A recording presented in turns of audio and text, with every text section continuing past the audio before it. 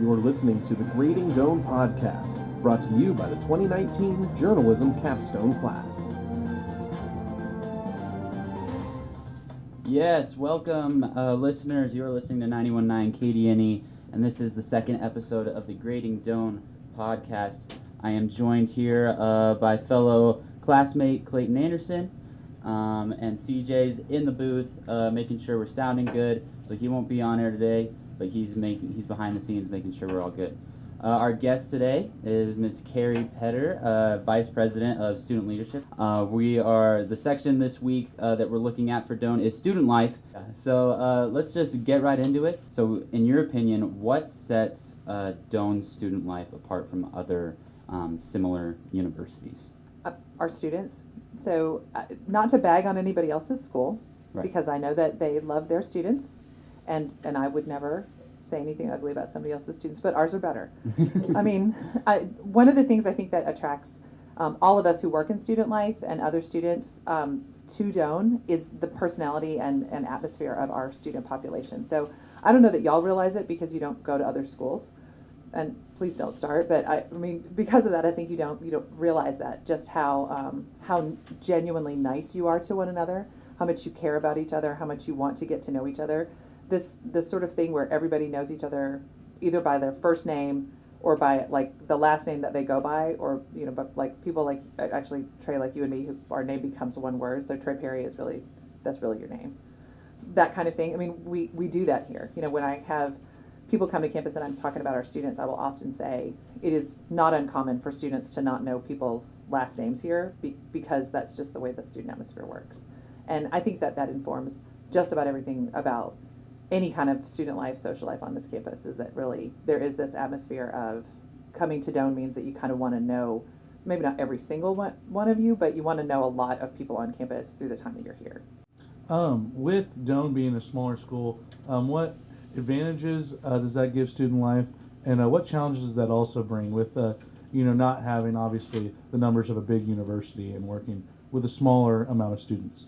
Some of it just has to do with critical mass. So at a big school, there are some big events that work really, really well because sort of having a big bunch of people there is great. So, if you have some sort of like gigantic fundraiser and you want the vibe of 500 people there, when you have a campus of 18,000 people, getting 500 people in a room and having that vibe of that critical mass is certainly easier. But I mean, I think one of the advantages that we have is because our school is so small and it's easy for students to make those connections. But I think students really feel like if there's something they want to start or that they want to do, they don't feel like there's this long bunch of paperwork that they have to go through. There's not this administrative chain. They don't have to wait until they're seniors to take leadership in any of their student organizations. Here what happens is as a first-year student, you get involved in stuff. And by your sophomore year, if there's something that calls to you, you can do that. At a bigger institution, that's harder to do. So if you are in any sort of activity, not just student life, but any of the sort of academic activities too, you don't have to wait until later in your time because it's small enough that really everybody gets to participate. And I think that sort of empowerment and excitement means that we have people for longer who develop more of an experience when they're here. They really enjoy the time that they're here, but they also just get to grow as people. The challenge is really the challenge of every single small school, Clayton. So every single small school always deals with an issue around what is just loosely referred to as resources. So, we are a smaller institution, which means we have fewer facilities. So we have fewer spaces to do. We have fewer human beings. So the fact that people can take leadership so early is awesome, but it also means that there are fewer of us. And then really just in terms of dollar amounts, like bigger schools often have programs or other entities that generate a lot of money, and that can sometimes enhance the things that are available to them. But I guess I feel like when the thing that we have, that sort of community family connection that we have, is something that can't be replicated anywhere else. And trading that for money that's not who we are, and that's not who our students are. So Okay. So for students or anybody really that might be listening now or that will hear this on Doane Line later that might not know, what are some of the things that students can get involved in when they're not worrying about studying or something like that? What can they do in their spare time here at the university? Okay. So, the kind of student, you can do a lot of things. So it depends really on what you want to do and how you want to do it. if you want to be involved in an organized fashion, some sort of structured, organized activity of some kind, there are a ton of those. So we know that there are a bazillion student organizations, and you can get involved in any of the established student organizations. You can also start your own. So anybody who wants to start a student organization needs 5 people and a constitution. And a sample constitution is available on the Stuco website, so it's not even that hard to do that. So if you've got an item, or I would be happy to teach somebody how to write a constitution. It's not that hard. And you can start an organization on those things. And over the 10 years I've been here, there have been a number of organizations that have started and have existed really only for a short time, because they've existed during the time period of the students who were here. And they may have sort of sunset or faded after those students graduated. And that's okay. Like, that lived into the time of those students, that met those students' need and their interest at the time. And then there are others that have continued forever. You know, this institution, it feels like, has had crew like since the beginning of time, and that's cool. You know, so it really depends. So that's one of those things if you want to do something from an organized standpoint. There are a number of entities that are responsible for planning and offering different kinds of activities for somebody who wants to drop in and do some of those things. So, you know, if you want to just go and do an entertainment thing that SPB plans, if you want to get involved in an intramural that SPB plans, you can show up and do that, and you don't need to necessarily have done a whole lot of signing up. You can just show up and do that, you know. In the residence halls, there are things consistently in the residence halls to engage people and do them, and let them do those things socially too. So many of our students come here to participate in InterVarsity athletics. I think it's important to recognize that. So students come here and they're recruited into athletics, but there are some sports that somebody can walk on or join after they're here too. I feel like we don't hear about that very often, because students tend to come and they've already sort of expressed an interest in the sport they've played before. You know, we don't have a ton of people who come here never having done pick a sport and then start it. But if you have the talent and the team has room, I think that there's always an opportunity for somebody to walk on if that's something they want to do too. And then I would be remiss, even though it is not in the student life area, to not mention all of the arts opportunities for somebody. Those are not mine to oversee in any way, but things around here in student media, obviously. I understand that you could do a radio show if you wanted to, and I happen to know there are some seniors who are graduating who are probably looking for people. Like, both of you are. Okay, just for the record, Clayton, you have to nod too. You are going to graduate. Like, that's a thing. But there are opportunities for people to get involved in those kinds of things and you don't have to be a major in any of those areas. If you want to sing in the choir, if you want to play in the band, if you want to be on stage, if you want to be behind the stage, if you want to be planning or doing any of those things, you don't have to be a major. At big schools, typically you have to be a major because there are only so many spots. So, you know, we're a town of 6,000 people, and so to have 3 movie theaters would be very complicated for this community economically to be able to support. You know, how many restaurants a community can support. That's a finite amount. And so I would say that's one of the barriers that I see sometimes, and that doesn't have anything to do with the people who live in Crete or the fact that it's just the cutest little town or any of those kind of things, but the economy, it is only so large. I mean, I would never characterize anything around the town as being a problem. I think that our students sometimes wish that there were things to do that were within a 10-minute radius, and I get that. I think that's reasonable. Doane in a big city is a different Doane. And we'd lose some of the pieces about Doane.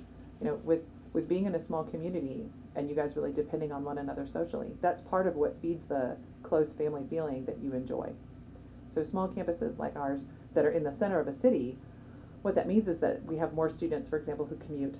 And the commuters are typically not as engaged sort of with the students who live on campus just from a social perspective, and we miss them. You know, when you meet y'all know this, when you meet somebody who's commuting from home and you get to know them in your classes or whatever, they're awesome. But, I mean, if they've got to drive 30 minutes to come back here to hang out with you, that's not always easy. And so we lose some of that stuff. So, I mean, there's a trade-off. And so I never want to say this is all the stuff that's limiting in being in a small community, because, my gosh, there are some things about being in an insular place that really are our advantage, too. And I don't want to lose those.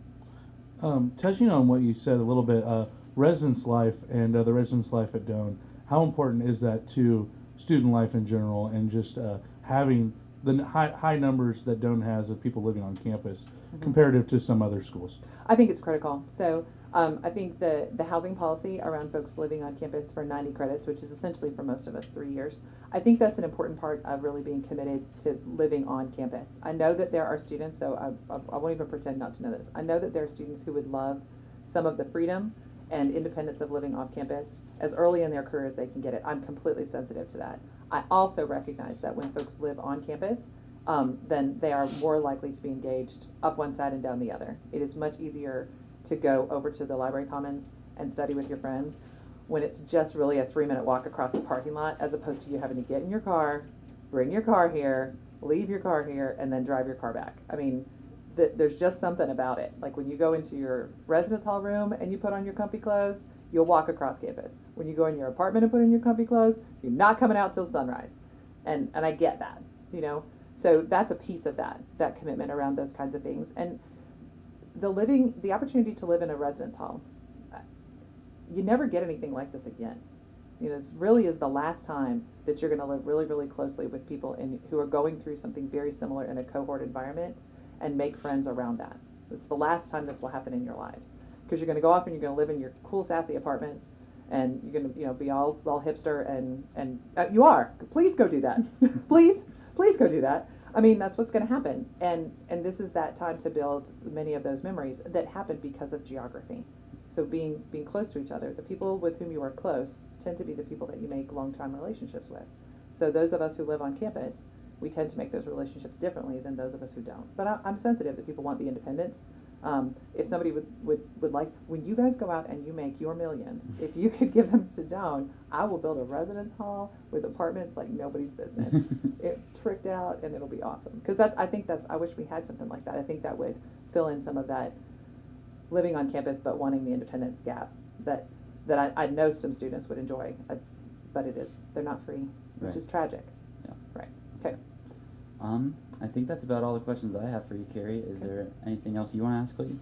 No, nothing I want to ask, but I will say the whole thing about being a senior, living off campus, and not going to the library as much, very true. Yeah. First-hand experience. The last couple of years, I felt like I was in the library, even if I was just to hang out with people, and at least check my email, or Right. do something that was Right. productive. But now, kind of in my house, a little harder to get out and It's stay true. quite as motivated. But yeah, that's all I got to really say on that, because I was kind of laughing because it is really true. Well, and it's funny because when we changed the policy, there was some disappointment around that, and I get it. Right. But we have noticed that attendance at functions where people are not required to attend, so athletic events, for example, that's higher because you're just walking across campus. And those are things that you decide to do because you're nearby. So geography matters. But I'm sensitive. It's not that I'm not sensitive. I just also recognize this is one of those things that only happens once. You get college, in a perfect world, you get college one time. Right. And I think building that social connection and that community is one of those things that it doesn't happen by accident. You know, it happens by putting people in places and providing opportunities for people to connect. And that's really the bottom line. You know, we talk in student life and in student affairs all the time about the activities and the social life that we're creating. And what we're really trying to do is create mechanisms for people to spend time together and meet people that they will make lifelong relationships with. When I watch you guys, particularly at orientation, I know this is going to sound sentimental and dorky, but at orientation, I'm fully aware that I am watching people who are meeting people who will be in their wedding. And they don't know it. And part of our job, I know, look, Clayton's getting a little sad. Right. So, but that's true. And I think that happens beginning there. And our job in student life is to put as many opportunities for people to engage and because you got to meet people somewhere. And it's really, really hard to just walk up to a stranger. And it's hard to make friends just in class. So we got to put stuff in places that people want to go, because you come to college wanting to make lifelong friends. You know, I have 2 or 3 people in my life that I'm really, really fortunate to have stayed friends with, that I communicate with almost every day. And one of them lived 2 doors down in my dorm. And that's a blessing.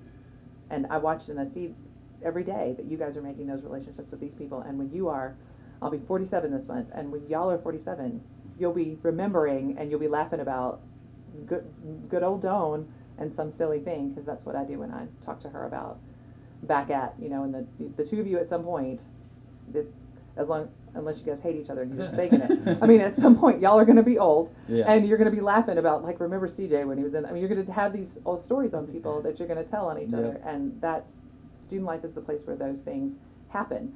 And what the activity is, the whole point there is to do something that is fun, but what I really want is for you to remember each other, not necessarily, like, who won the game or what the comedian said that was so funny. I want you to remember who you were with and why you decided to stay together. Does that make sense? Yeah, absolutely. Yeah. Okay. Awesome. Right. Well, thank you, Carrie, so much for joining us Thank today. you for having me. I really appreciate being invited. Yeah, absolutely. That, like I said, that this has been the second episode of our Capstone podcast, talking about student life with Carrie Petr. Next week we will be back talking about athletics, I believe, with Matt Franzen. Mm-hmm. So make sure you guys check Doane Student Media, social media for the updates on the times that will be at. Should be announcing it early next week. So make sure you guys are following our social media accounts, checking out Doane Line. This episode will be cut. We recorded it all, so it'll be cut and put on Doane Line probably tomorrow. So make sure you guys are checking that out. So yeah, again, thank you so much, Carrie. This has been awesome. Thanks for having me. Yeah, absolutely. Anything else, Clayton? Nope, all good. Awesome. All right, we'll see you guys next week. Have a great rest of your Thursday. And this has been the Grading Doane Podcast. You're listening to the Grading Doane Podcast, brought to you by the 2019 Journalism Capstone class.